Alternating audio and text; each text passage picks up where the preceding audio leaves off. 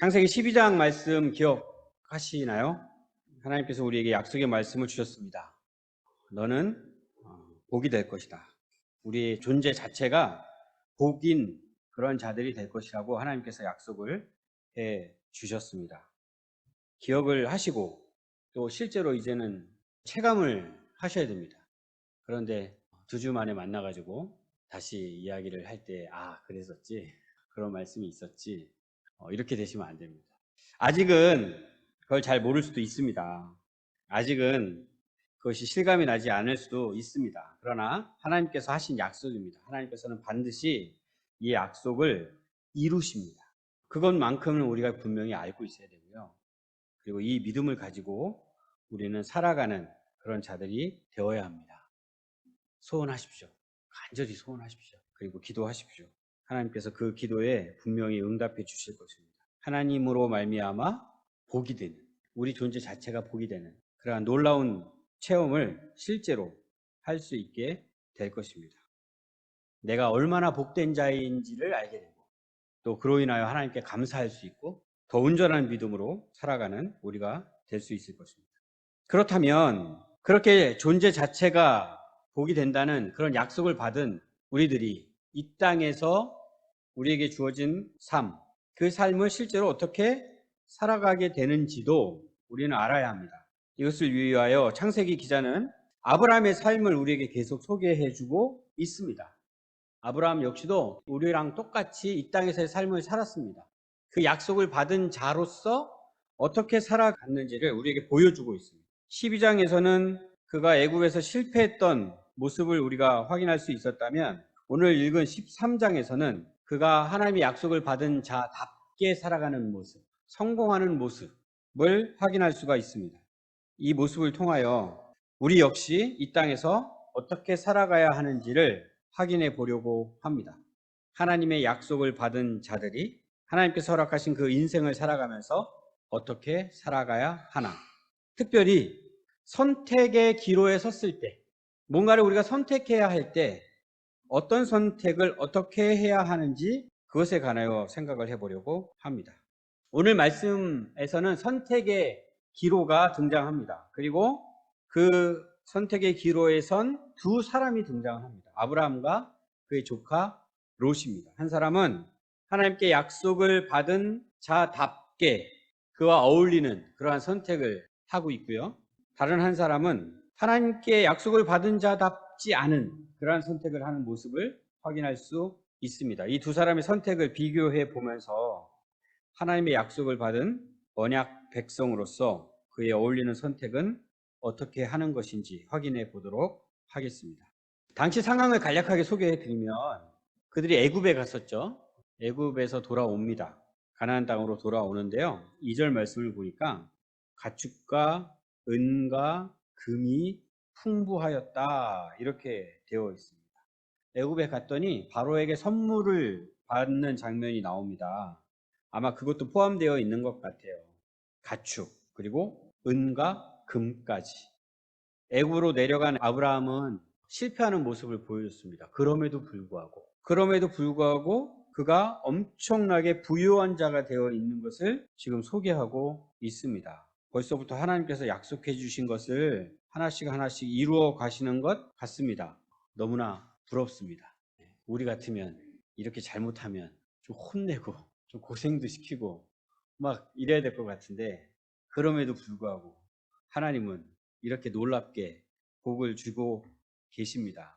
그런데 곧 이것이 갈등의 씨앗이 되는 것을 우리는 확인할 수 있습니다. 어떤 갈등이었죠? 가축이 너무나도 많아져서, 가축 많은 것은 너무나도 좋은 일인데 아브라함의 가축도 많고 롯의 가축도 많고, 우리가 아브라함, 롯 이렇게 등장하면은 아브라함 식구, 롯의 식구만 있다라고 생각을 하는데 그렇지가 않습니다.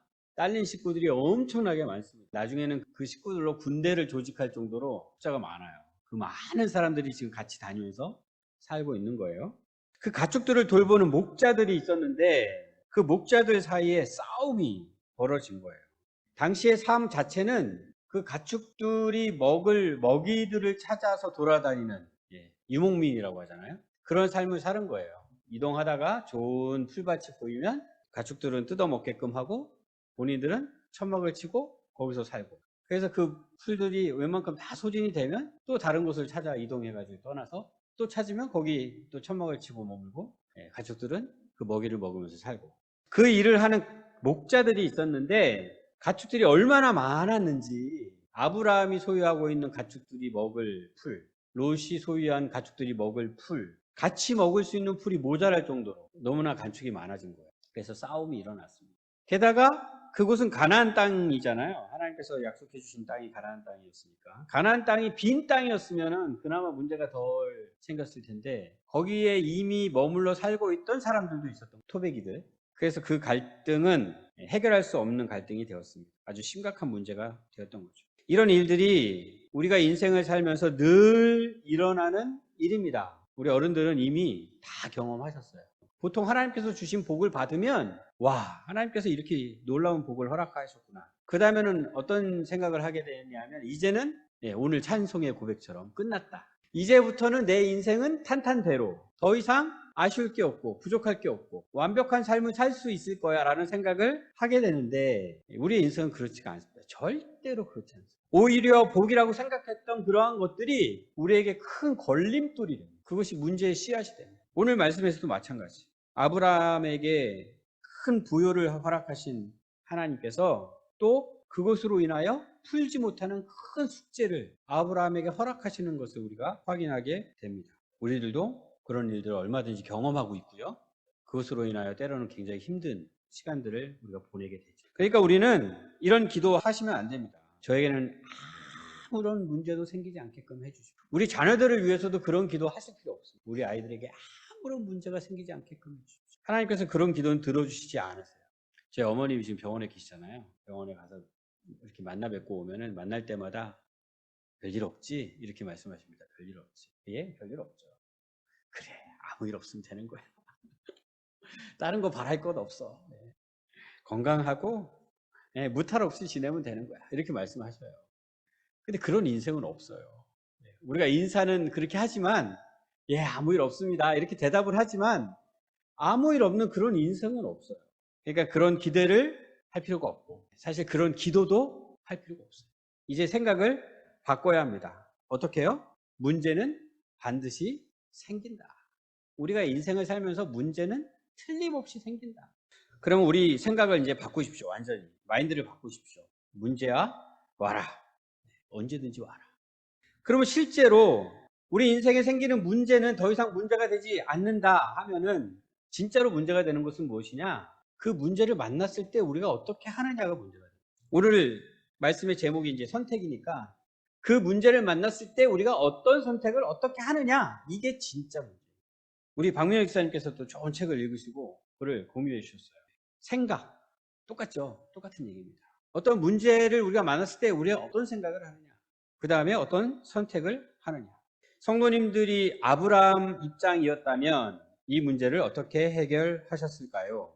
혹시 미리 성경을 읽으신 분들 중에 고민해 보신 분 계실까요? 싸웠다. 우리의 목자들과 롯의 목자들이 싸웠다. 싸움이 생겼다. 이 얘기를 딱 듣는 순간 우리 벌써 스트레스를 받기 시작하겠죠. 도대체 왜 사이좋게 좀 지내지?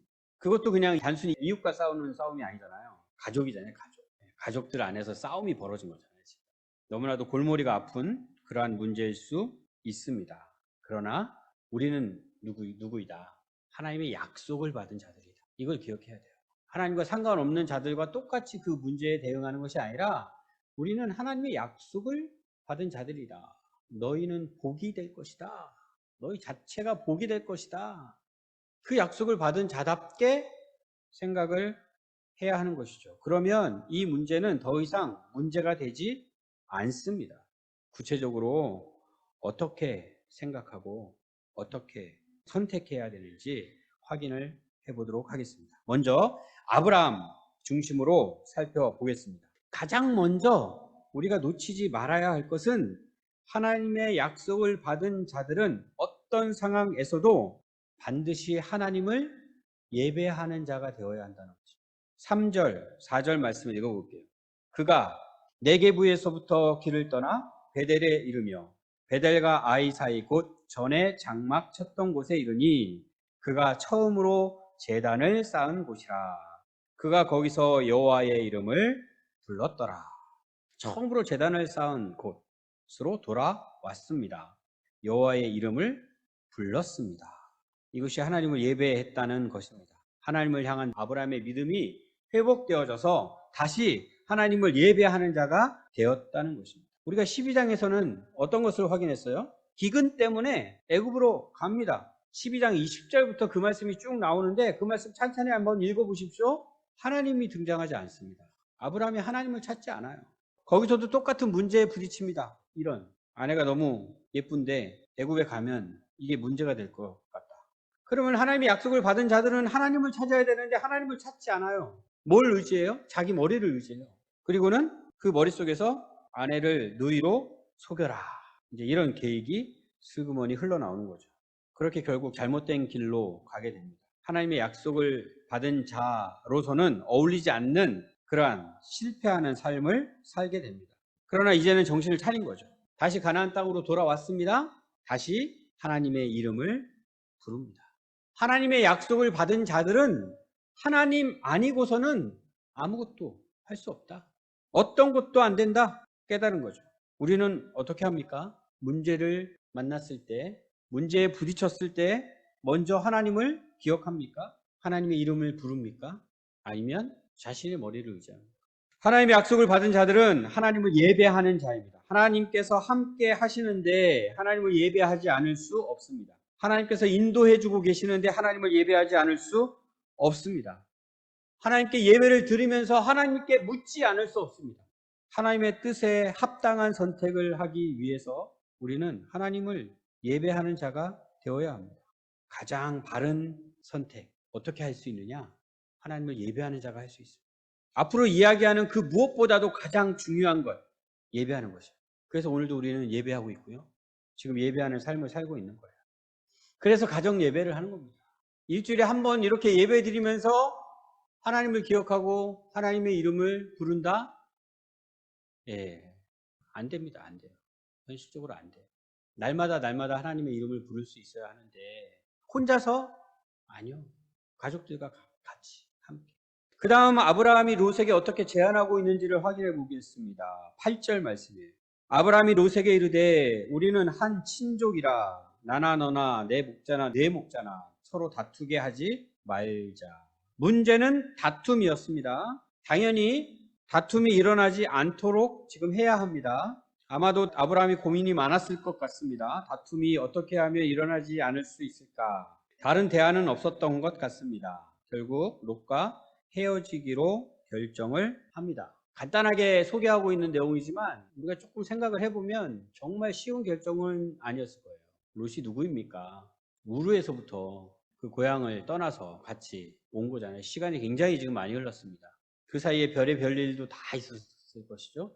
아브라함은 지금 아들이 없어요. 보통 이 정도 되면 그냥 아들입니다. 그냥 아들처럼 같이 살았을 거예요. 그런데 그 사이에 지금 다툼이 일어난 거고 그 문제를 해결해야 되는 상황입니다. 최종적으로 우리가 더 이상 함께 할 수는 없겠다라고 결론을 내리고 헤어지기로 결정을 했습니다. 이런 판단에 대해서 우리 성도님들은 어떻게 생각하실 것 같으세요? 이게 이제 개인적인 성향에 따라서 다른 결정을 할 수 있거든요. 아주 냉정하게 생각하는, 냉철하게 생각하시는 분들은 다른 대안이 없다. 일단 헤어지자. 그렇지 못한 분들은 어떻게 그럴 수가 있느냐.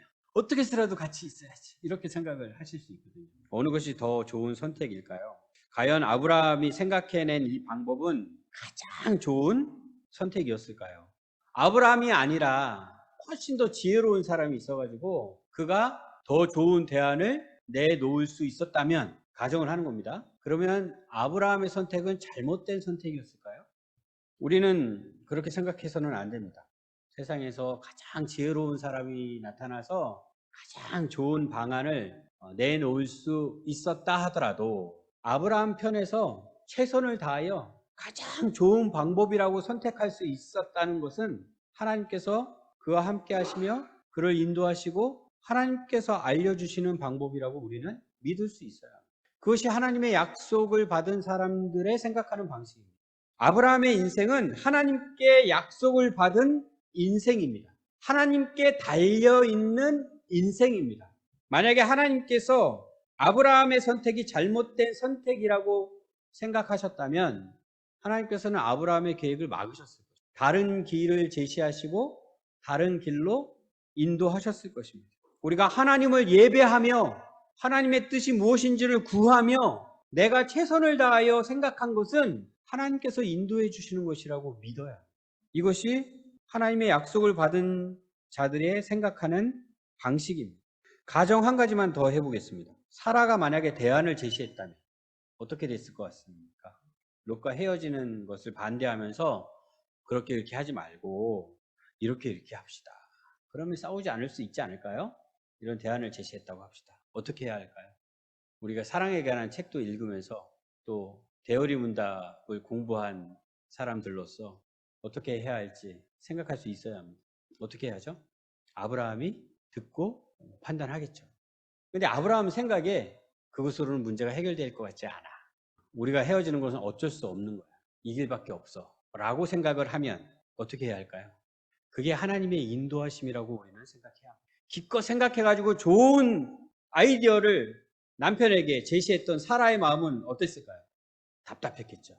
도대체 이렇게 기가 막힌 생각을 왜 안 받아들이느냐고 원망을 할 수도 있을 것입니다. 그러나 그렇게 해서는 안 돼요. 그런 걸 우리가 배워야 돼요. 우리가 그냥 거저 그걸 배울 수 있는 것이 아니에요. 우리의 본성과는 맞지가 않는 그러한 방식입니다. 그러나 하나님께서는 그 한 가정에 남편에게 그 권위를 허락하셨고요. 그 남편이 그 권위를 사용해서 하나님의 인도하심을 발견할 수 있도록 하신 것입니다. 그것을 믿는 거예요. 그 믿음으로 하는 거예요. 우리 남편이 너무나도 지혜롭고 똑똑하니까 우리 남편의 생각은 무조건 맞아. 이런 차원에서 그 남편의 뜻을 따르는 것이 아니라 하나님께서 우리 가정의 주인이셔. 하나님께서 우리의 남편을 붙잡아 주고 계셔. 그 남편을 사용하셔서 우리 가정을 인도하실 거야. 이 믿음으로 남편의 뜻을 따르는 거예요. 그러면 그렇게 하나님의 뜻을 발견한 다음에는 더 이상 내가 가졌던 그 모든 생각에 대하여 아쉬워할 필요가 없습니다. 남편의 결정에 달려있는 것이 아니거든요. 내가 생각해낸 그 아이디어에 달려있는 것이 아니거든요. 우리의 가정은 하나님께 달려있는 것이거든요. 이제 9절도 마저 읽어보겠습니다. 내 앞에 온 땅이 있지 아니하냐? 나를 떠나가라. 내가 자하면 나는 우하고 내가 우하면 나는 자하리라.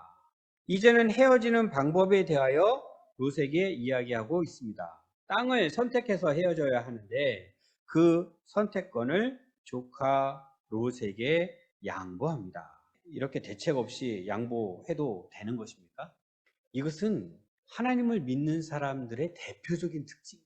여기 계신 분들이 다 하나님을 믿는 분들인데 청년들은 아직 시간을 많이 보내지는 않았지만 청년들도 분명히 이런 기회가 있었을 거예요. A를 선택하느냐 B를 선택하느냐. A를 선택하면 나에게 오는 이득이 엄청나게 크고 B를 선택하면 그보다는 훨씬 적은 이득을 얻을 수밖에 없는 상황. 그런데 선택권을 다른 사람에게 그냥 양보합니다.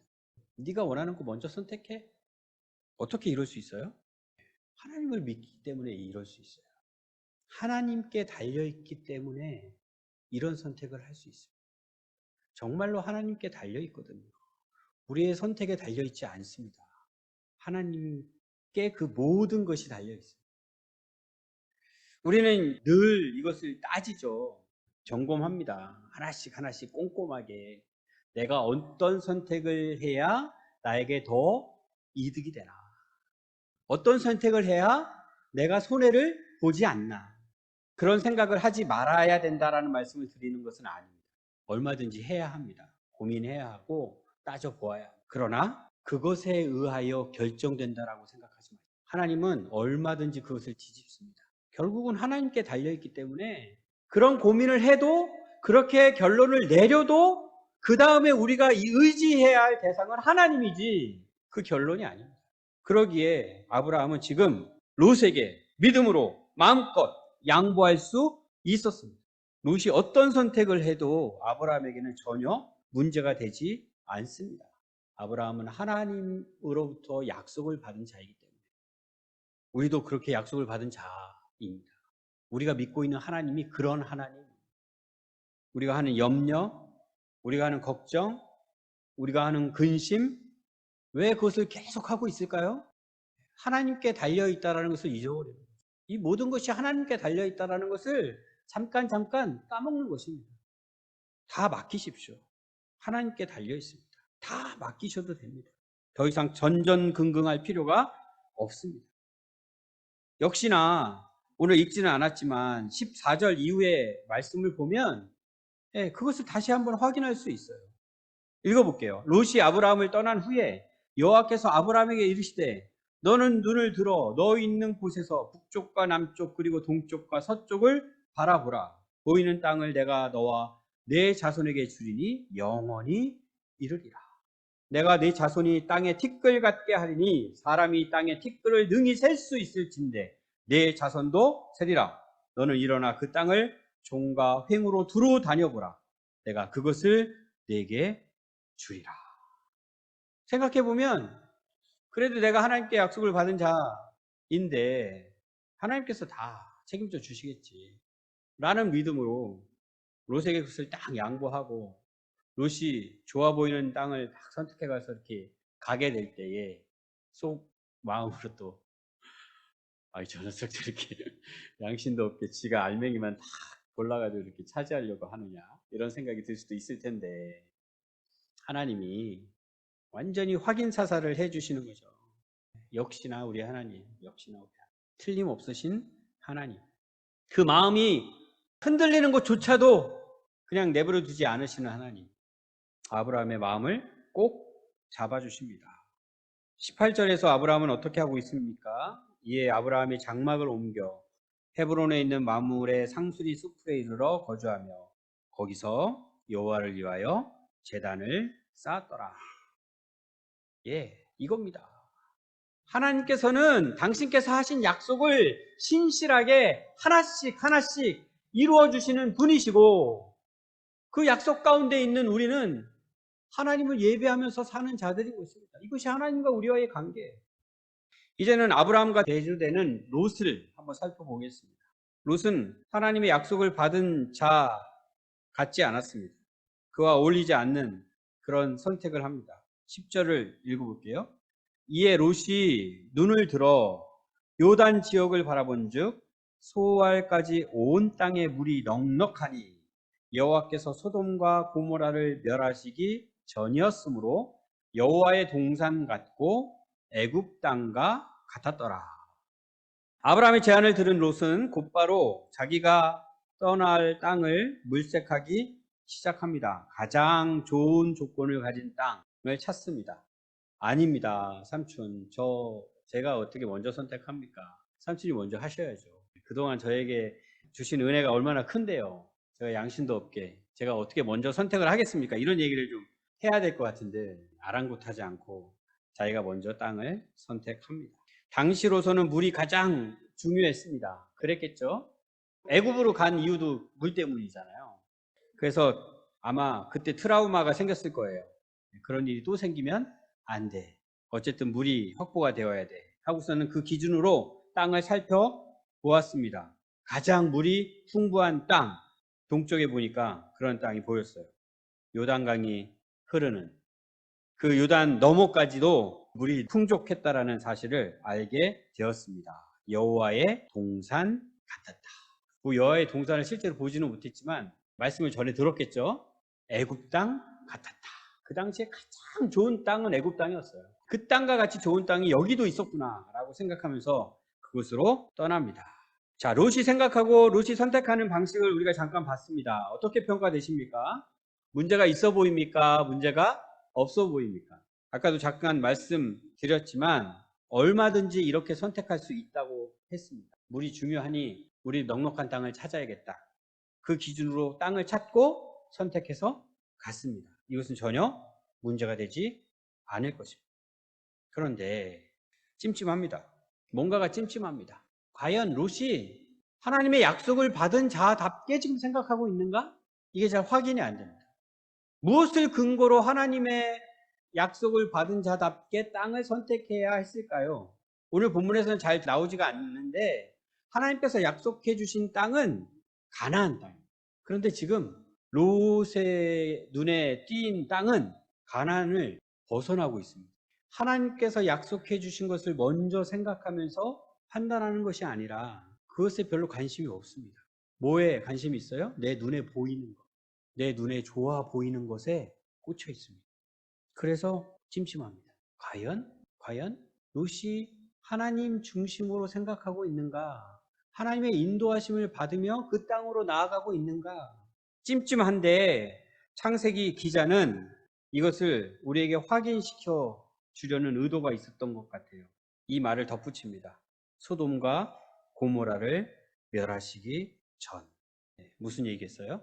앞으로 그 땅은 하나님께서 멸하시는 땅이 될 것이다. 이것으로 우리는 확인할 수가 있습니다. 롯은 하나님의 약속을 생각하고 있지 않구나. 우리 이럴 때 있지 않을까요? 어떤 선택의 기로에 섰을 때 가장 좋은 것이 어떤 선택일까? 굉장히 많이 고민하게 되잖아요. 그죠? 과연 이것이 하나님의 뜻일까? 우리는 하나님 믿는 사람들이니까. 이것을 생각하지 않는다 그러면 너무나도 큰 잘못을 하고 있는 거예요. 예. 하나님을 한 번도 생각하지 않고 이리로 갈까 저리로 갈까 생각하고 고민하고 있다면 우리는 너무나도 큰 잘못을 하고 있는 거예요. 근데 여기 계신 분들은 그렇지 않을 것 같아요. 과연 내가 하는 이 선택이 하나님의 뜻일까? 이런 생각을 하겠죠. 그런데 잘 모를 때가 많죠. 과연 하나님께서 이것을 허락하시는 것일까?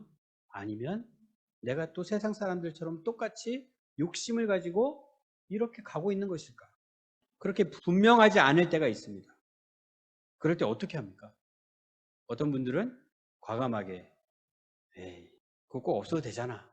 이런 생각으로 그냥 마음을 탁 단절시켜 버립니다. 그것에 관한 마음을 딱 잘라버립니다. 근데 어떤 분들은 이것도 하나님께서 인도하시는 것 같은데 라는 생각을 가면서 또 갑니다. 여기까지는 저도 얼마든지 우리가 그럴 수 있다. 정말 모르거든요. 정말로 그것이 하나님이 인도하시는 길인지 아닌지 분명하지 않을 때가 정말 많거든요. 그러니까 그때조차도 성향에 따라서 마음을 딱 끊어버리는 사람 입장에서는 그렇게 슬금슬금 가는 사람을 보고서 왜 저렇게 가나 이런 생각이 들 수도 있어요. 그런 생각 가지면 안 돼요. 모르니까. 우리가 하나님의 뜻을 정확하게 모를 때가 많이 있어요. 얼마든지 그것도 하나님께서 인도하시는 길이라고 생각할 수 있어야 합니다. 그런데 하나님께서 분명하게 알려주실 때가 있어요. 오늘 말씀의 흐름도 지금 그렇게 가고 있어요. 좀 전에 읽은 말씀에서는 제가 좀 찜찜하다라는 표현 썼어요. 그리고 아주 분명하게 하나님의 인도하심인지 아닌지를 증거하고 있다라는 생각은 들지가 않았어요. 그런데 12절, 13절 말씀을 보니까 이것을 하나님께서 분명하게 우리에게 드러내 주십니다. 아브라함은 가나안 땅에 거주하였고 역시나 하나님께서 약속하신 땅 가나안 땅에 거주하고 있다라고 말씀해 주고 계시죠. 롯은 그 지역의 도시들에 머무르며 그 장막을 옮겨 소돔까지 이르렀더라. 13절 소돔 사람은 여호와 앞에 악하며 큰 죄인이었더라. 소돔 사람은 여호와 앞에 악하며 큰 죄인이었더라. 롯은 자신이 결정한 대로 지금 동쪽으로 이동해 가고 있습니다. 이동하자마자 한 곳에 머물러 있었던 것은 아니에요. 또 이동하고 또 이동합니다. 그 지역의 도시들에 돌아다니면서 머물고 있습니다. 계속 동쪽을 향하여 나아갔던 것 같아요. 멀리서 와 저기는 물이 많은 곳이구나. 정말 저기는 하나님께서 우리에게 허락하신 곳이구나. 저곳이 바로 하나님께서 약속해 주신 땅이구나. 라고 생각하면서 갈 수도 있다라고 이해를 해본다 하더라도 이제 실제 그 땅에 가서 살게 됐을 때는 롯이 분명하게 알게 되는 것이 있었다는 거죠. 그것이 뭡니까? 악하다. 그들이 큰 죄인이었다. 이 도시들이 악한 곳이구나. 여기에 사는 자들이 정말 하나님을 모르고 큰 죄인으로 살고 있는 자들이구나. 이것을 이제는 분명히 알게 된 거죠. 그러면 그때는 어떻게 해야 합니까? 그때. 이렇게 분명하게 하나님의 뜻을 우리에게 알려주실 때는 어떻게 해야 합니까? 비록 그 이전에는 잘 모르고 그런 선택을 했다 하더라도 이제는 하나님께서 분명히 알려주시는 대로 거기서 돌이켜야죠. 계속해서 무슨 생각을 하는 거예요? 괜찮겠지. 왜요? 너무 좋으니까. 지금 당장 나에게 너무너무 좋으니까 여기까지 하나님께서 허락해 주신 거겠지. 여기에서도 하나님께서 지켜주시겠지. 롯은 모르겠어요. 어떻게까지 생각했는지 모르겠지만 보통 크리스찬들이 이렇게 생각을 합니다. 하나님께서 함께 해주신다는 것, 하나님께서 나를 지켜주신다는 것, 이것을 배우기는 배웠어요. 그 배운 걸 이용해가지고 여기서도 하나님께서 지켜주시겠지. 뭘 잊어버린 거예요? 하나님께서 우리를 어디에서 부르셨는지를 잊어버린 거예요.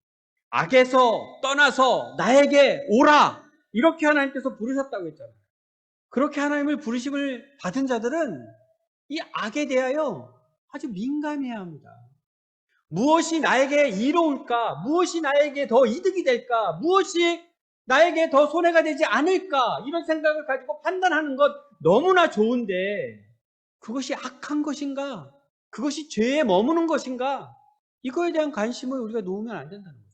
하나님의 부르심을 받은 자들이기 때문에 그것에 민감하지 않으니까 예수님을 믿는다고 하면서도 저 세상에서 세상 사람들과 똑같은 삶을 살게 되는 것입니다.